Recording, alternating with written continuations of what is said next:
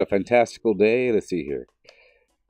We played some paintball, played team battle, left.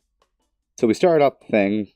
I wanted to warm up with some basketball throwing. Did that a couple times, and wanted to go do some paintball. I wanted to do some paintball, and I went in there. I was a team battle, and I'm like, I don't want to do this team battle thing because I like capture the flag. I like objectives. You know what I mean?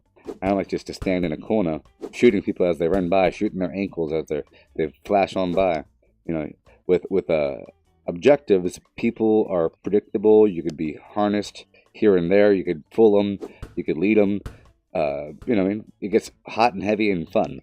So I left and I went to a capture the flag. And after a while, I realized that the daily challenge was for, I think, like kill 20 people or something like that, 10 people in a team battle game and play a team battle game. And I think win a team battle game, a bunch of stuff like that. So, but I still warmed up with capture the flag and did quite good. Did quite good. Did quite well indeed. Did quite well inside the game. Fun times. Played a team battle game at the very end of one. Had like a pretty good like 7 or 8 kill streak. You know, it's pretty awesome. All up in their base, all up in their base meat, and then was playing in a capture the flag with team members on my side that were throwing the flags. I wasn't complaining because they were doing it against me, but I hate. It's a very they're throwing the flag to one another. You know what I mean? And I think that only works if the opposite team isn't good. I mean, if you have equal numbers of good players, that thing wouldn't work because that relies on you letting go of the flag for a bit and having a teammate that is like then catching the flag. So that relies on both of you only having one hand, or like like having two guns and switching to one really quick, and it relies on people not really playing the game when you could just get in there, get the flag, and get out, and like fire backwards and have people covering you like a normal video game should. And the flag doesn't really leave your hand properly when you try to throw it. It kind of just like really give it a little heave. You know what I mean? So maybe they improve the physics on the throwing. So I'll try that some more, see how that works out. But I personally can't just let go of that flag when I know that I could score it just fine myself. I could score that flag and just bob and weave, makes it into a fun little game, indeed. Run away from the enemy if they're trying to shoot you in the back as you're running and weaving behind those bay hails and hay bales and stands and going up and down and then turning around and shooting them before they can shoot you, even though you have the flag. And it's quite fun and thrilling indeed. Sometimes the enemy takes your flag and you have the flag. It turns like a standoff of, I have the flag and then, I have to go get it back. I mean, so I like random groups. I like pickup groups. I don't like these weird planned groups of trying to stack the team. That's why sometimes whenever I play a game, I try to make sure that we quickly start the game immediately, so people don't have time to balance out teams with like putting all the good guys on one side or like people that know each other. Because then you end up having points where there's two people acting as one person, and they move as one mind because both of them are vaguely mediocre, and then they use like a cover system, and they get some lucky shots in, and they end up feeling good. I don't want them to feel good about their mediocreness. I want them to try to excel as a solo unit. And they feel just as much glory as a person doing it solo, and that shouldn't be so. I mean, I understand it's fun, and you work your way up, and it's fun to do it with other people and everything, but you need to stay in your lane with your modesty levels, human. You know what I mean? Sort of thing. That's why I don't like it. I don't like seeing it. Don't like seeing it. Makes me sick when I know that people like know each other outside of the game, or if they and they're purposely playing on the same team back to back to back. It's like a sort of unfair advantage because it's not like everybody knows each other. It only works fair if everybody knows each other and you're playing in some other system like that.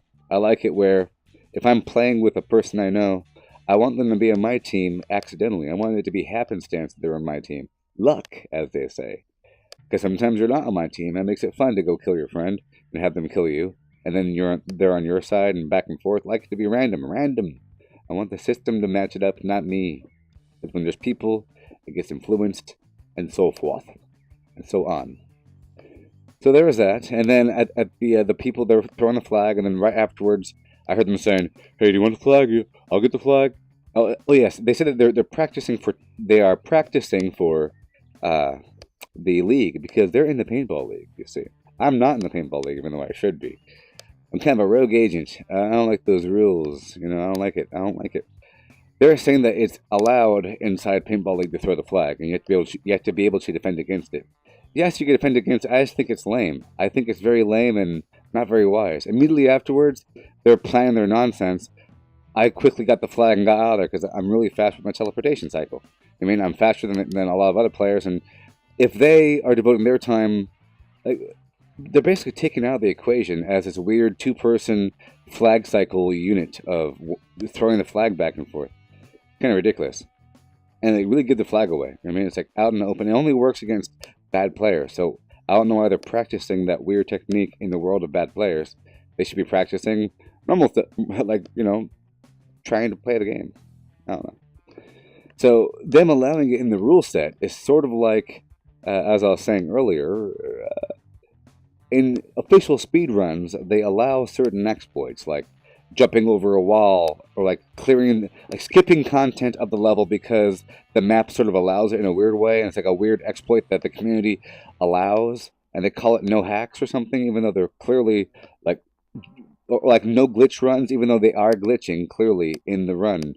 They're jumping over a wall where they shouldn't, or they're like sliding down the edge of something when they shouldn't be able to do that, and that's how they get in the faster time, and it's only allowed because the rules allow it.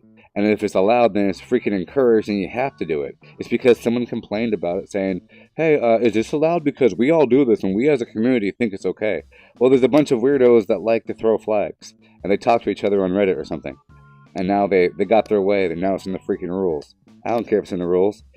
If I was on that thing, I'd be, not throwing the flag. I'd only be throwing the flag if I thought I was about to die. If it was hopeless, then it's strategic. It's strategic then.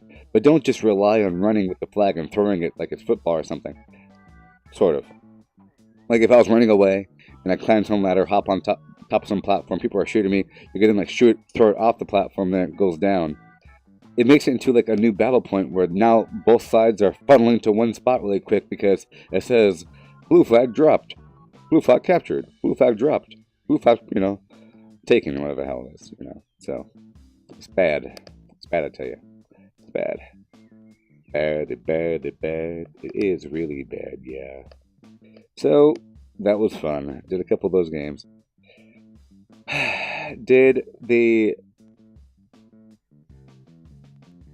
quest for a second. Somebody had the same pace as me and, had the chest as well, which is this chest right here does not match my stuff. I think he had the gloves on too. He had spiky hair or something like that, You see them every so often, people with my little skin. And I didn't like the way he's playing.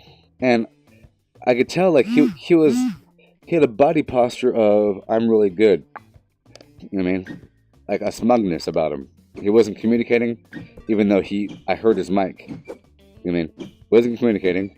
And he was judging me by my appearance. I think he felt embarrassed that he was the only one with that skin, is what I felt from him. And then he had two weapons. He was holding the two weapons like he was cool, which means yeah, I could take care of business. But then he wasn't taking care of business. He's hiding in the freaking corner, shooting statically, strangely, from the back. And the first room was I of course cleared everything out, along with everybody else. But whatever, he wasn't up in front. And he was the last one to hit the door. In the next room, the hallway that goes down, where normally after the first hallway clearing, they spawn in the hallway with a little ground exploders. You know what I mean?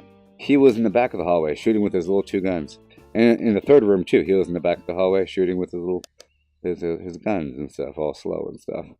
I mean, and finally, we're in the next room, and oh yes, we're in the room where you finally have to clear engineering or something like that, and it's a whole room where they spawn in the room behind you after you clear out the room, after you move forward and everything. They spawn in the room behind you, and he's like, "Let me know when you're about to move forward behind that pillar." I was like, and I hear his voice right next to my head, and I see someone next to me, and I was like, "Yeah, I know, because I'm about to pull that thing because I'll clear them out with the grenade right here." I thought he was right next to me, you know what I mean? and we're fighting and everything. And then I pull forward, and then he was still in that room. He was like, let me know when you pull that person, because he was in some room behind us. You know what I mean? He wasn't even involved in the battle. He was like waiting for the battle to come to him in this other weird side. It's probably how he plays team battle. And after, of course, we died, or I felt like I died. You know what I mean? Because it was all messed up, because I was shocked and bamboozled when I realized that he was in there when I threw my grenade. You know, then I went to go throw another grenade. You know, went to go save him, and I died, which I hate when a person dies in a dumb way. So by dumb, I mean, if you're new and stuff, that's not dumb. If you think you know what you're doing, that's dumb. I mean, if you're confident in some way and it's wrong, then that's dumb. But if you are just trying something out, that's not that dumb. Or if you don't know, or if it's hectic, that's not dumb. That's just, you know, inexperienced. Everybody can be experienced, so it's not a bad word to say you're, well, my hair. To say you're inexperienced. It just means you need to do it more. And then in one day alone of doing it all day long, you'll be better. Yeah. So now we know the lesson. Now we know the reason of the thing. Of why things are happening in the world. And why I left that game. But yes, good training day in the belt. I'll be back on tonight sometime. I had a little break so I could do this little thing for you guys. I'll be back later on with more of this exciting content in the world of tomorrow, in the world of the gosh darn future, the world of Goobopper Tea, baby. So come on down and like and subscribe.